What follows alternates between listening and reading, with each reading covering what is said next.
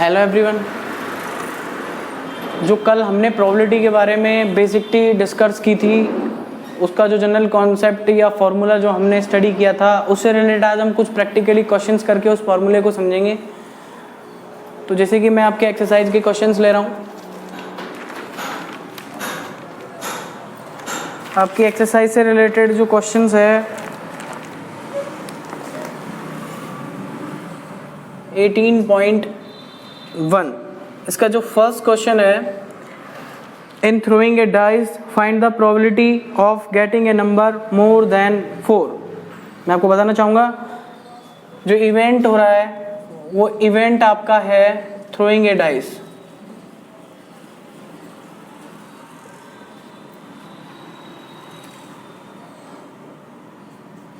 Number of total possible outcome ये हमें देखने होते हैं। मैं फिलहाल इसको लिख रहा हूं total possible outcome on throwing A dice. आप लोग जानते हो कि जब डाइस को थ्रो करते हैं तो उसके अंदर हमें 1 भी मिल सकता है, 2 भी, 3 भी, 4 भी, 5 भी और 6 भी। 6 से ज़्यादा आपको कभी नहीं मिलता। तो 1 2 3 4 5 6 मिल गए। तो नंबर ऑफ टोटल पॉसिबल जो आउटकम बने हमारे फॉर्मूले के अकॉर्डिंग, तो हम इनको काउंट कर सकते हैं। मुझे इनका नंबर चाहिए, क्वांटिटी चाहिए, तो 1 2 3 6 है तो 6 लिख सकता हूँ मैं, 6 ही लिखूँगा। काउंटिंग चाहिए, ये तो आउटकम्स हैं। मैंने बताया जनरली आउटकम्स कैसे निकले। बाकी का ये number of total possible outcome, यानी उनकी क्वांटिटी लिखेंगे हम। बात आती है फेवरेबल इवेंट के लिए, और मैंने आपको बताया था कि जिससे रिलेटेड क्वेश्चन बोला जाए वो स्पेसिफिक इवेंट जो क्वेश्चन के लिए प्रोग्रेसिव है, जो घटित हो रही है, उसको देखने के लिए तो हम बताना चाहेंगे कि यहाँ जो बोला जा रहा है वो आपसे बोला जाता है number more than 4, getting number more than 4। यानी वो कह रहा है कि डाइस को थ्रू करने के बाद आप उसे ये बताओगे कि जो भी आने वाला नंबर है वो 4 से ग्रेटर होना चाहिए। तो मैं आपको बता दूं 4 से ग्रेटर हमारे पास है 5 और 6। तो आप बोलोगे यहाँ पे नंबर ऑफ फेवरेबल आउटकम, ये हमारे पास बनते हैं 2। प्रोबेबिलिटी का आपका formula number of favourable outcome upon number of total possible outcome.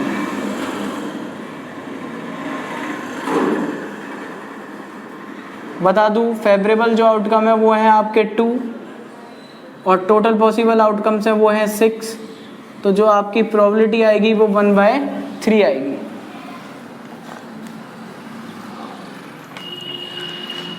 Generally आपके इसी तरह के क्वेश्चंस होते हैं। मैं इसी में एक और क्वेश्चन लेना चाहूँगा।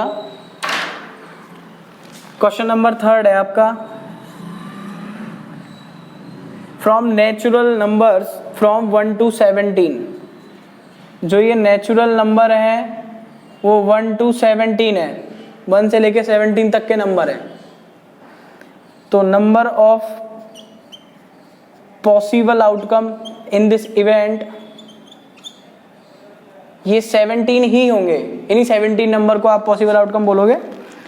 बाकी क्या बोला जा रहा है, 1 number is randomly chosen. Randomly एक वर्ड है। रैंडमली का मीनिंग मैं आपको बताना चाहूंगा। रैंडमली से मतलब ये होता है कि आप, जैसे कि आपके पास एक बैग है, बैग के अंदर आपके पास बॉल हैं, वाइट बॉल है 5, 3 ब्लैक बॉल है, तो टोटल 8 बॉल है।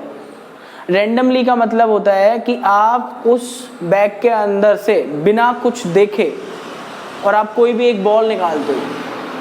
दैट मीन आप उसके अंदर देखने की कोशिश नहीं करोगे कि वाइट आ रही है, ब्लैक आ रही है। आप इसी तरह से बैग के अंदर एक कोई बॉल निकालने की कोशिश करोगे। अगर इसका डेफिनेशन देखें तो इसका मीनिंग ये होता है, जैसे कि हमने किसी कॉइन को टॉस किया। कॉइन को टॉस करने के बाद हमें ये तो पता था कि इसमें रिजल्टेंट हेड या टेल आएंगे, रिजल्टेंट का तो पता था, पर एग्जैक्टली हेड आएगा या टेल आएगा इसके बारे में हमें नॉलेज नहीं थी। तो एक तरह से मैं कहना चाहूंगा सीधी भाषा में, एक तुक्के के थ्रू, बिना कुछ जाने पहचाने उसके अंदर से कुछ भी चीज चूज करना रैंडमली प्रोसेस में आता है, इत्तेफाक से, अचानक से। इसके बारे में कोई हमें पता था, हो सकता है पर हो ही जाएगा ऐसा भी पता नहीं था। तो रैंडमली इसने क्या किया है, इसके अंदर से कोई नंबर चूज किया है। Find the probability that number will be A prime number. तो नंबर कैसे हैं फेवरेबल आउटकम्स के लिए देखूं तो नंबर विल बी प्राइम। तो इन 17 तक के नंबर्स में से कौन कौन से ऐसे नंबर है जो प्राइम होते हैं, तो मैं बताना चाहूंगा आपको। एक तो होता है 2, 3, ये 5 हुआ, 7 हुआ, उसके बाद आप 11 के बाद 13, और 13 के बाद ना आपका 15 है ना 16 है, और आप एट लास्ट जो इसके अंदर नंबर बनेगा 1 से 17 में खुद 17 हो जाएगा। यहाँ पे आप नंबर ऑफ फेवरेबल आउटकम के बारे में बोल सकते हो कि इनकी क्वांटिटी हो गई 3, 3, 6 और एक 7। आपकी जो प्रोबेबिलिटी रहेगी प्राइम के लिए, तो आप इवेंट में प्राइम भी लिख सकते हो यहाँ पे। तो प्रोबेबिलिटी क्या हो जाएगी आपकी,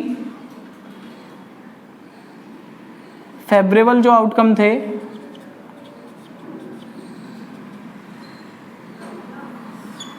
और number of total possible outcome,